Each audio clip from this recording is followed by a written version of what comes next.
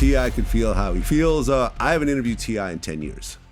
Me and him don't have any sort of real connection anymore. He's invited to the show if he ever wants to come. Me and you even talked about. I done never said or gave no information about nobody because that's my cousin, my big cousin. He was dead, and he told me that it was okay.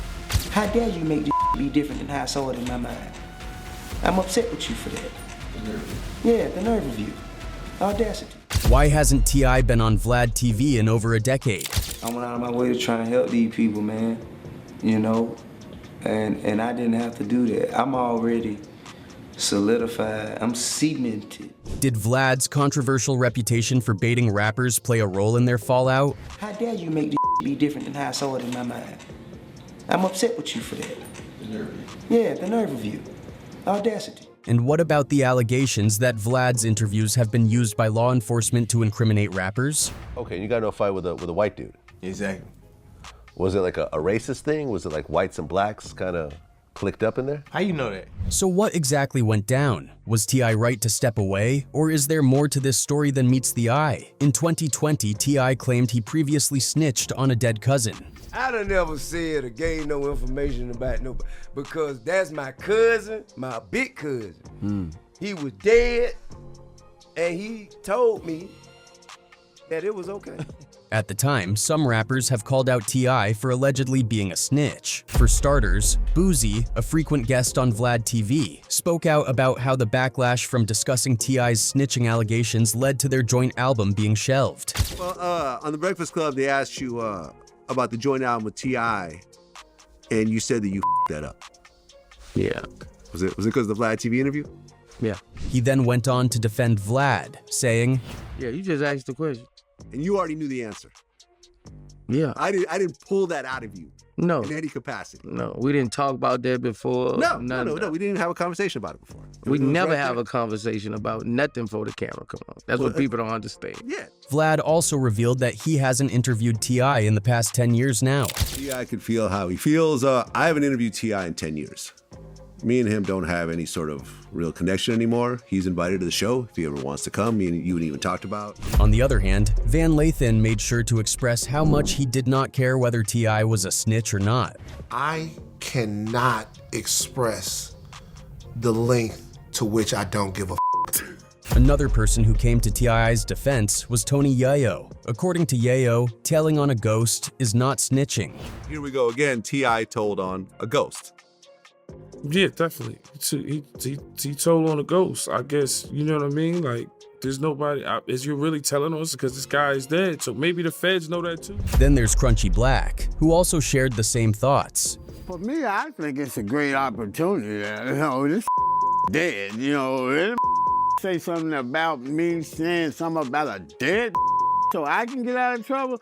And I love the out of Boosie, but, you know, hey. Meanwhile, following Boozy's decision to shelve their joint album, T.I. revealed that he didn't really mean it. After catching wind of the interview, the Atlanta rapper revised his story while speaking to Trap News Networks. It came from a conversation that my partner and I were having. That conversation was, "Hey bro, if me and you catch a case together and I die before you, it's mine." He was like, "Nah, I can't do that." I said, "Yes, you can. It's mine. Why can't you? I don't understand it." He said, "Nah, I can't do it. You know what I mean?" He said, "I can't really say nothing about anybody who do, but I can't do it." T.I. continued to clarify by saying, "So off of that conversation, I created a set of circumstances, you know what I mean? And I thought that the embellishment was clear when I said I talked to my cousin and he told me." He didn't end there. In a social media post, he wrote, "In part, IDK if it's you or ya OG uncle that needs to see it. But I got my paperwork ready to show." In any case, some fans are convinced that Vlad was bringing up T.I.'s confession during his interview with other rappers in order to create beef. In fact, others are convinced that is why T.I. stopped accepting Vlad TV interviews. You see, the last time T.I. was on Vlad TV was in 2013. During the interview, T.I. started by reflecting on how the entertainment industry often mirrors wrestling, where personalities clash for public attention and financial gain. He remarked, "When do you realize it's clearly not something personal? This is clearly a hustle, like wrestling with someone using your celebrity to get a leg up. The rapper admitted feeling upset and disappointed due to the lack of gratitude from those he helped. He explained, I went out of my way to try to help these people, man, you know, and I didn't have to do that. I'm already solidified, I'm cemented. He added that their actions made him regret his efforts, saying, "They bit my hand. I'm upset with myself for even taking the time to help these less than worthy MFs." T.I. shared how he had envisioned a harmonious outcome where Atlanta artists would stand united. He revealed, "In my mind, we're all on stage together with pyro going off and confetti coming down, waving at the rest of the country. Atlanta was victorious. However, the reality was far from his expectations, leading to frustration. How dare you make this be different than how I saw it in my mind? I'm upset with you for that. The nerve of you. Yeah, the nerve of you. Audacity. T.I. accused others of trying to capitalize on his name and influence, describing how some individuals jumped into controversies for attention. It's in their best interest to jump out there and act like I'm talking about them because they ain't doing ish without me mentioning them. He even outlined how they might profit minimally. They might get $3,500 to $5,000 a show on the Chitlin circuit for 6 weeks. That's better than what they're doing now. Despite the negativity, T.I. conveyed his confidence and resilience, saying, "Everything I am is everything they'll never be." He dismissed online criticism and asserted his longevity in the industry. "Ain't nobody going to stop me from doing what the F I do. They couldn't stop me at my weakest point coming out of prison. How the F they going to stop me now?" In any case, this is not the first time that Vlad has been accused of baiting his guests into snitching. In 2020, Lil Baby sat down with DJ Vlad for an interview on Vlad TV, where the rapper was candid about his troubled past and time spent in jail. But things got a little strange when DJ Vlad started asking about a specific incident that Lil Baby hadn't openly discussed before. This moment sent alarm bells ringing for Lil Baby and left fans wondering how Vlad knew so much about his past, especially details that weren't public knowledge.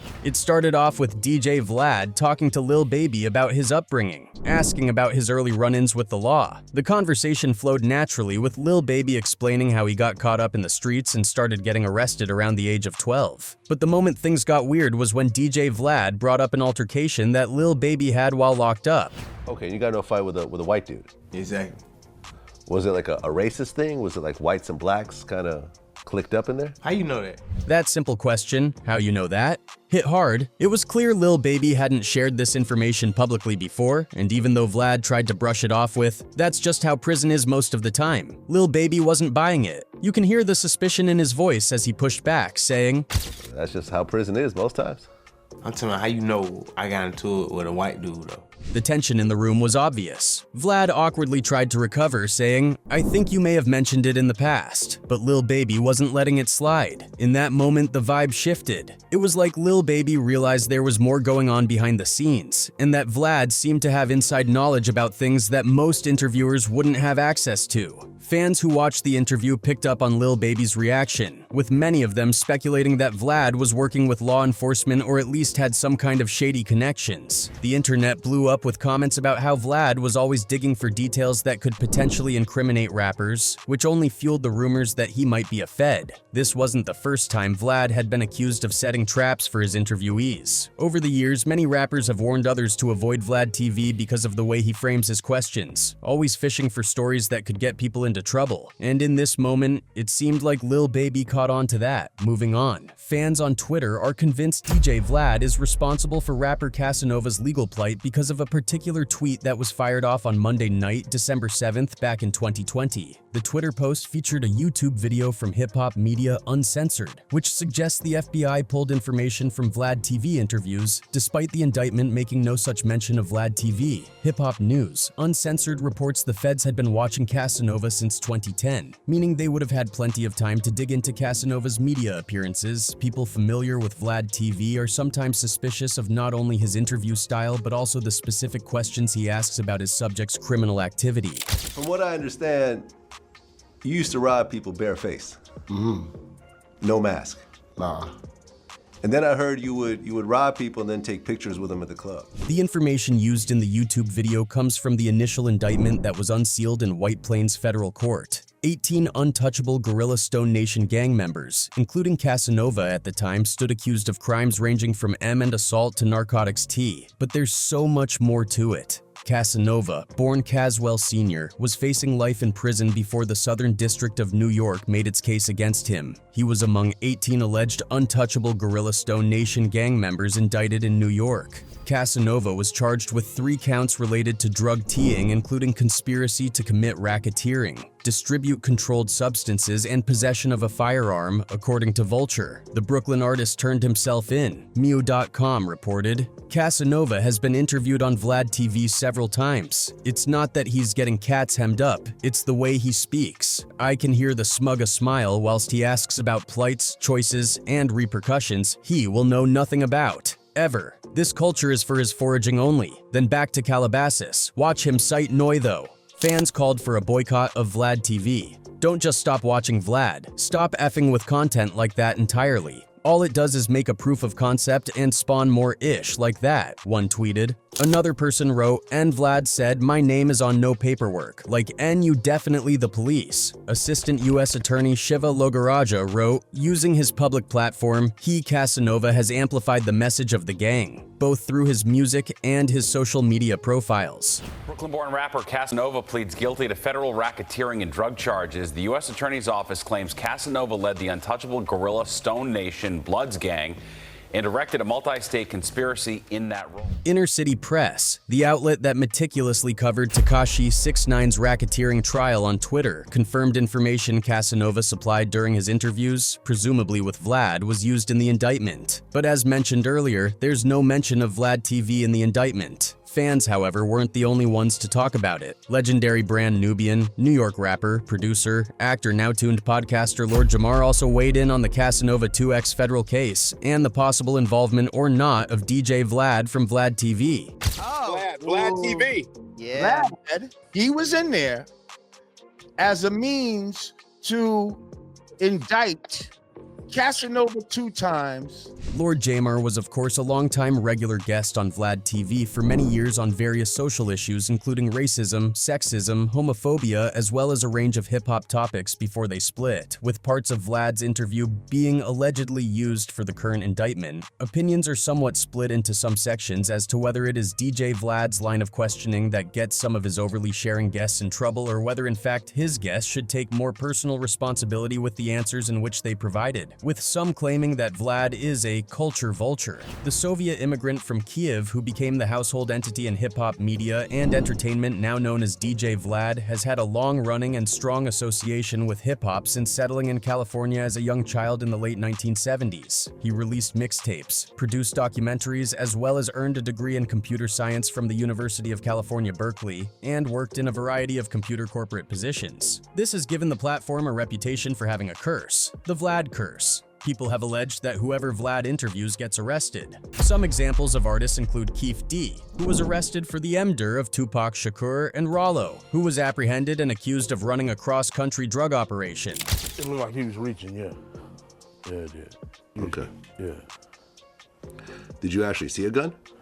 Oh, shit. Once he got the region, I got the junkie. Speaking to Revolt TV about the curse, Vlad said he didn't believe it to be true. I mean, apart from the Keffi D situation, I've never heard of that actually happening, he said. Just to keep it 100. Like, I've never heard of our stuff actually being used, an interview being used against someone in a case that they actually talked about. In my rationale for the Keith D situation, he wrote an effing book. Of all the other guests, there is probably none who took their feud with Vlad as seriously as 50 Cent did. In the world of hip-hop, feuds are almost a given. Yet, few rivalries are as enduring or complicated as 50 Cent's battles, and DJ Vlad's platform has often played a part in keeping those flames alive. Recently, Tony Yayo, one of 50 Cent's closest allies, revealed that 50 offered him $5 million to start his own platform and stop appearing on Vlad TV. Given that Yayo is one of Vlad's biggest recurring guests, this offer seems like a strategic move by 50 to hit Vlad where it hurts, his business. That's cool. Because I'm getting millions with 50 Listen, already. If Look, hold on. this is your last interview, Look. I appreciate all the interviews you've done. See, he's getting scared now. Look, he's getting scared. I'm not getting scared. Look. If Yayo follows through and starts his own platform, it could significantly impact Vlad's career, especially since Yayo's frequent appearances verses are a major draw for the channel. This feels like part of a broader plan by 50 Cent, who's never shied away from using his influence to take down people who cross him. But why is 50 so determined to distance himself and his crew from Vlad? The tension between Vlad and 50 has been brewing for some time.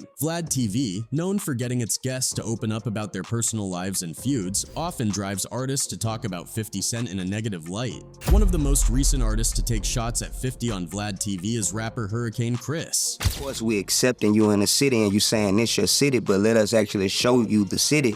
Don't just spend all your time downtown with the people with the suits and with the people that, you know what I'm saying? Like, we can actually show you this community. In his Vlad TV interview, Hurricane Chris didn't hold back. He claimed that he's a better rapper than 50 Cent, reigniting a feud that has been simmering for a while. Of course, 50, known for his witty and ruthless comebacks, didn't let this slide. He responded to Hurricane Chris in classic 50 Cent style by making a joke out of it. 50 shared a clip from Hurricane Chris's interview, where the rapper discussed Louisiana's struggling education system. Hurricane Chris made a mistake while speaking, mispronouncing educational as educational, and 50 was quick to capitalize on it. This is what happens when the educational system fails you in the 50 states of America, 50 captioned the post, mocking Chris's slip-up. Hurricane Chris, not one to back down, responded in the comments, admitting that he spoke too fast, but also calling out 50 for focusing on the slip-up rather than the serious issue of Louisiana's education system. Since you got your ears open, Lil Kurt, listen. When you get done laughing at the fact that Louisiana got a up educational system, when you finish making jokes about it, let me know. This latest spat between Hurricane Chris and 50 Cent is just another example of how DJ Vlad's platform has become a breeding ground for drama. Vlad seems to thrive on these moments, often pushing his guests to talk about 50 in ways that spark controversy. But for 50 Cent, this pattern is nothing new. In fact, Vlad has tried on multiple occasions to get Tony Yayo, one of 50's most loyal friends, to criticize him, but Yayo has consistently stood by 50. Did 50 ever, like, write your lyrics, or did you always write your own lyrics? Nah, I always wrote my own lyrics. Every time? Yes. Because there'd be no shame in saying that this dude who's phenomenal. 50, I mean, come on, like. Vlad's tactics have backfired with Yayo. For instance, Vlad once questioned Yayo about whether 50 Cent had written his lyrics on certain tracks, particularly So Seductive. Yayo clarified that while 50 did write some hooks, he always penned his own verses. This was a subtle way for Vlad to stir up tension, similar to how he tried to fan the flames between Hurricane Chris and 50. Vlad has built up a sizable platform throughout the years, amassing interviews with many of the game's rising rappers, not to mention countless conversations with OGs and veterans. And while some have criticized the media personality for a variety of reasons, many rappers have continued to sit down with Vlad TV, to the point where his platform boasts one of hip-hop's most expansive archives. However, DJ Vlad has found himself on the receiving end of a widespread movement, one that recently found Noor taking a vocal stand against him. It started when Vlad made disparaging remarks about Louis Farrakhan during an interview with DL Hewley, which went on to upset artists like Roysta 59 and Nick Cannon, one of Vlad's frequent collaborators. I personally feel this is coming off the heels of Farrakhan's 4th of July speech. Sure. Where he said, those of you that say you're Jews, I will not give you the honor of calling you a Jew. You're not a Jew. You're so-called, you're Satan. Months ago, Vlad spoke about Minister Louis Farrakhan, misquoting comments that Farrakhan made about Jewish people. Many artists have come forward against Vlad, and Cannon questions whether or not DJ Vlad is a culture vulture. Vlad took an interesting turn in 2020. Vlad got out of pocket a little bit, walked on some landmines, and he misquoted, said Cannon during a conversation with comedian Godfrey, who has also done several appearances on Vlad's show. However, Godfrey disagreed. It wasn't a misquote. A misquote is when you take one little word and blah blah blah. He straight effing lied. Vlad took an interesting turn in 2020. Vlad got out of pocket a little bit, walked on some landmines, and he misquoted. It wasn't a misquote, because a misquote is when you like take one little word and blah blah blah. He straight lied. Cannon added, so when we see a platform that we don't own and someone's monetizing, making money on, and then you don't operate off of our code or what we see fit, we can't F with you. He saw us as commodities. Nick Cannon questioned how Vlad is different than J. Edgar Hoover, the first director of the FBI who targeted black and civil rights movement leaders. Though Vlad maintained that he had misquoted the minister, many rappers felt that his statement was disingenuous, to the point where the narrative has since begun to turn against the interviewer. So much so that Noor Noriega officially issued a public request that Vlad remove all videos involving him from the DJ Vlad YouTube channel. So Vlad TV, I feel like he disrespected hip-hop. Nor said, I feel like he disrespected Louis Farrakhan and he didn't say sorry. So Vlad TV or anyone watching this, I would like you personally, Vlad, to take every video with Nor that's on your site, to take it off. I'm asking you that as a favor. I know I could have called you on the phone, but this is a public situation, not a private situation. So this is your boy Nor signing off. I don't want anything to do with that. And then we have Morgan Jerkins. You see, a while back, Vlad shared his thoughts on Kendrick Lamar's new Drake diss track, Not Like Us, via X. He commented on the mix, suggesting potential improvements. DJ Vlad,